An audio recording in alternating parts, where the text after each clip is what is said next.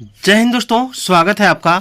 आज का टॉपिक है SSC MTS previous year question, जिसमें मैं आपको इंग्लिश से पूछे गए प्रश्न को बताऊंगा जो आपकी परीक्षा के लिए बहुत ही इम्पोर्टेंट होगी। और इस चैनल पर आपको इंग्लिश से जुड़ी सभी प्रकार की जितने भी प्रश्न पूछे गए एमटीएस में सारे वीडियो मिल जाएंगे।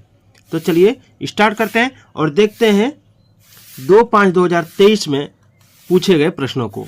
चलिए, सबसे पहले जो सवाल है वो है कि find the part of the given sentence that has an error in it, if there is no error choose no error.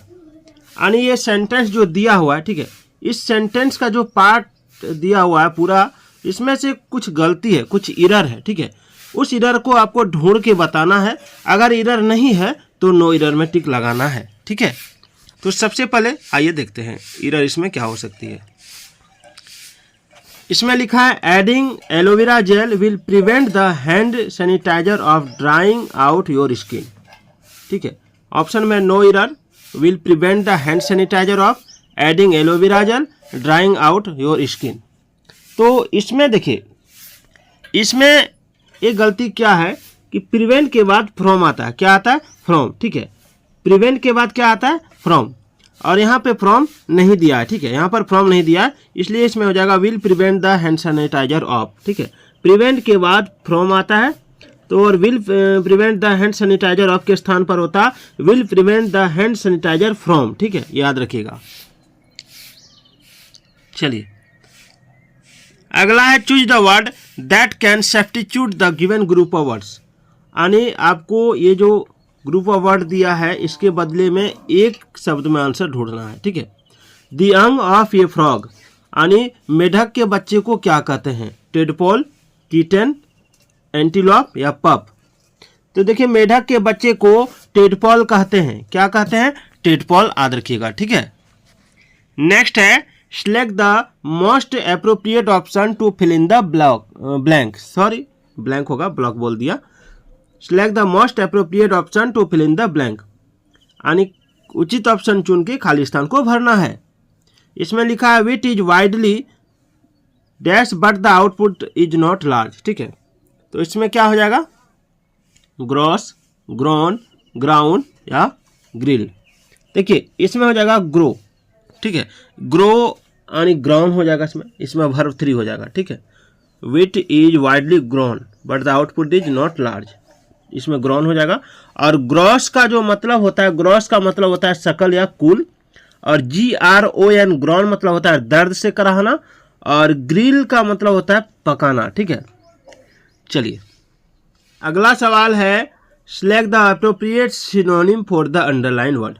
आपको उचित सिनोनिम चुनना है, ठीक है। यानी सिनोनिम का मतलब होता है पर्यायवाची शब्द और एंटोनिम का मतलब होता है उल्टे शब्द, याद रखिएगा। तो make sure that you always challenge your self. तो चैलेंज के बदले जो रेखांकित शब्द है इसके बदले आपको चुनना है। तो अप्रूव, कैरी, प्लेस या क्वेश्चन क्या हो जाएगा? देखिए, चैलेंज जो होता है इसका मतलब होता है चुनौती देना, ठीक है, अपने आप पर प्रश्न चिन्ह लगाना। तो चैलेंज का सिनोनिम होता है क्वेश्चन। क्या होता है? क्वेश्चन। चलिए, 5 नंबर सवाल देखिए, select the most appropriate word for the given group of word. यानी ये जो ग्रुप ऑफ वर्ड है इसके बदले आपको उचित शब्द एक वर्ड में आंसर में देना है, ठीक है। जो उचित शब्द होगा उसको चुनना है। Pungent, venial, gregarious, pedantic. क्या हो जाएगा? पेडांटिक है ये, पेडेनेटिक नहीं, पेडांटिक। तो देखिए, इसमें जो है आपका ग्रेगेरियस हो जाएगा। क्या हो जाएगा? ग्रेगेरियस, ठीक है। यानी trending to associate with others of one's kind, यहाँ पर लोगों से मिलना जुलना पसंद करने वाला या झुंड में रहने वाला या मिलनसार, इसका मीनिंग हो जाता है, ठीक है।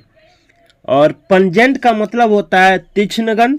और पेडेंटिक का मतलब होता है पांडित्य दिखाने वाला, पंडिताऊ भी बोल सकते हैं। और वेनियल का मतलब होता है क्षमायोग्य पाप या गलती, ठीक है, मामूली गलती भी बोल सकते हैं इसको। चलिए, नेक्स्ट देखते हैं। अगला है select the most appropriate antonym of the given word, यानी उल्टे शब्द बताना। एंटोनिम का मतलब होता है उल्टे शब्द। जैसे विस्कॉस का मतलब क्या होता है? विस्कॉस तो विस्कॉस का मतलब आपको बताना है वाटरी, ग्रीम, ब्रूटल या थिक। ठीक है, विस्कॉस का मतलब होता है गाढ़ा और चिपचिपा, एक प्रकार का द्रव होता है। ठीक है, और विस्कॉस का एंटोनिम जो हो जाएगा वो हो जाएगा वाटरी। ठीक है, क्या हो जाएगा? वाटरी, यानी पूरा पनीला। ठीक है, गाढ़ा का उल्टा पनीला हो जाएगा। और इसका जो ये सिनोनिम होगा वो हो जाएगा थिक। क्या हो जाएगा? थिक। चलिए अगला सवाल देखिए, in the following question out of the given 4 alternative select the alternative which best expresses the meaning of the idiom और फ्रेज। यानी इस इडियम का, इस फ्रेज का आपको जो मीनिंग है वो बताना है इस मुहावरे का। ठीक है, तो ये ब्लाइंड स्पॉट, ये ब्लाइंड स्पॉट का मतलब पहले जानिए क्या होता है। ब्लाइंड स्पॉट का मतलब होता है अंधस्थल, वह क्षेत्र जिसे देखा नहीं जा सकता। ठीक है, तो इसमें जो हो जाएगा वो क्या हो जाएगा? तो इसमें हो जाएगा an area in your range of vision that you can not see properly. ठीक है, ये हो जाएगा। नेक्स्ट है fill in the blank with the most appropriate choice, यानी आपको उचित शब्द चुन के खाली स्थान को भरना है। ठीक है, सबसे पहले देखिए, his intent was to become sole lord and to dash his tiny principality, ये हो जाएगा।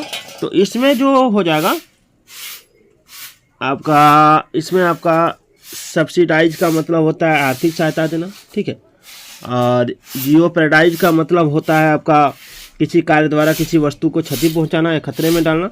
और मेथोडाइज का मतलब होता है क्रम में करना, व्यवस्था करना। और आपका एग्रेंडाइज का मतलब हो जाता है, एग्रेंडाइज का मतलब क्या हो जाएगा इसमें? तो एग्रेंडाइज का मतलब हो जाएगा वृद्धि करना। तो यही इसका आंसर हो जाएगा। ठीक है, देखिए 9 नंबर देखिए, find the part of the given sentence that has an error in it, if there is no error choose no error. ठीक है, नो एरर वाला क्वेश्चन है। In my opinion you should went for higher studies in London. गलती आप देखिए, गलती यहीं पर है। ठीक है, वेंट कभी भी नहीं होता है। ठीक है, वेंट कभी भी नहीं होता, यानी option c is the right. यहाँ पर वेंट की जगह पर गो होगा। क्या होगा? गो। ठीक है, क्योंकि शुड के बाद वर्ब टू वर्ब 3 का प्रयोग कभी नहीं होता है। शुड के बाद जो बेस फॉर्म होता है वर्ब का वही होता है, याद रखिएगा।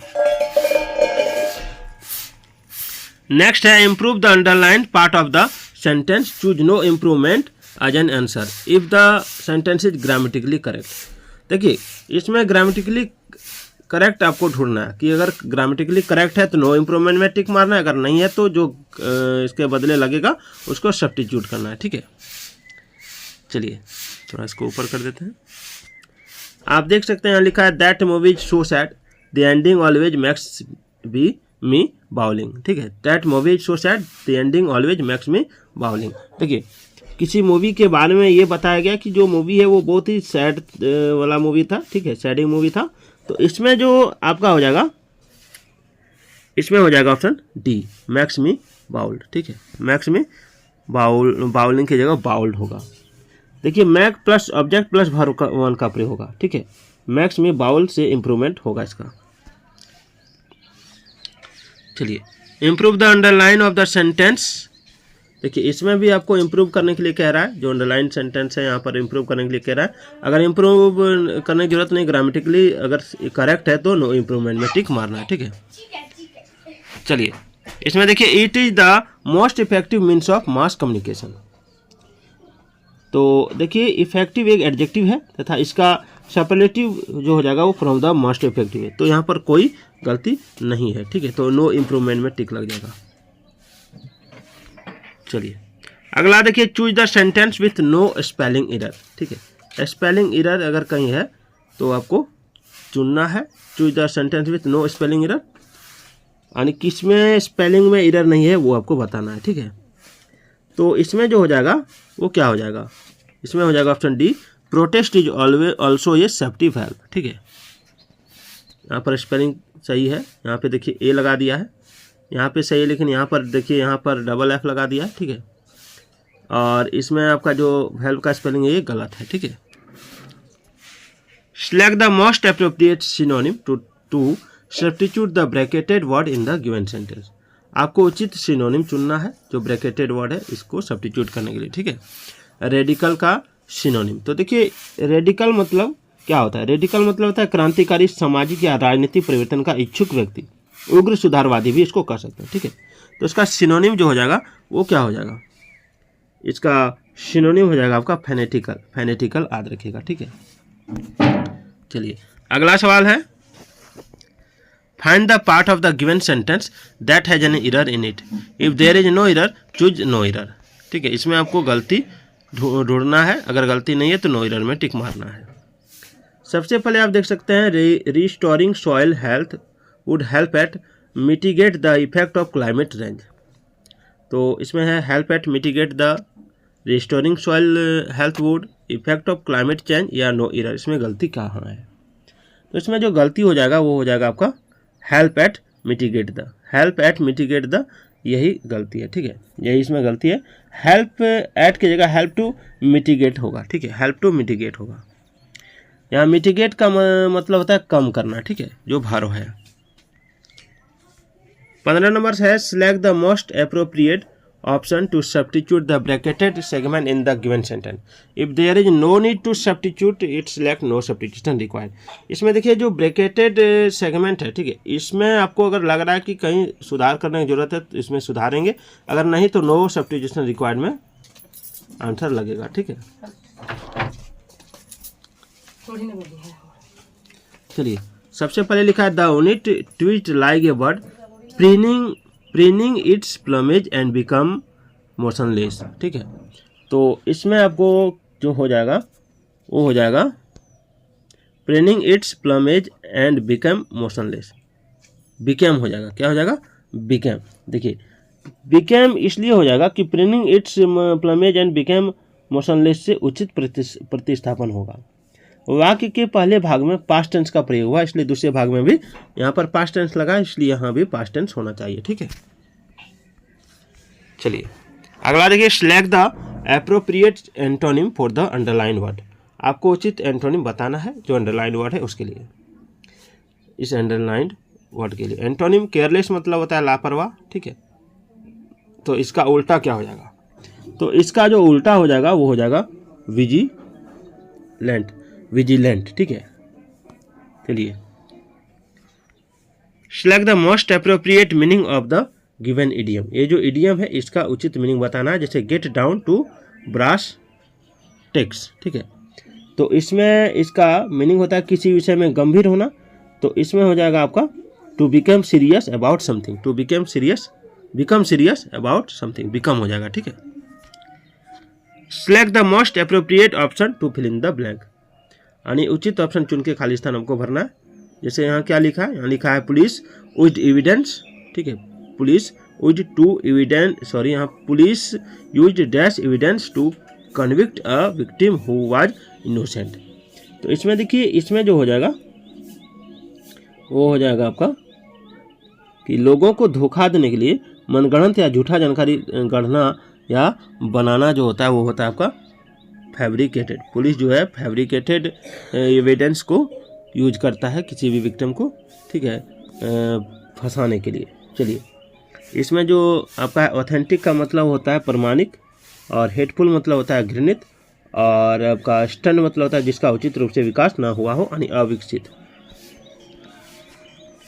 अगला देखिए choose the incorrect spelled word, यानी जो स्पेलिंग है उसको चूज करना है जिसमें गलती है, ठीक है।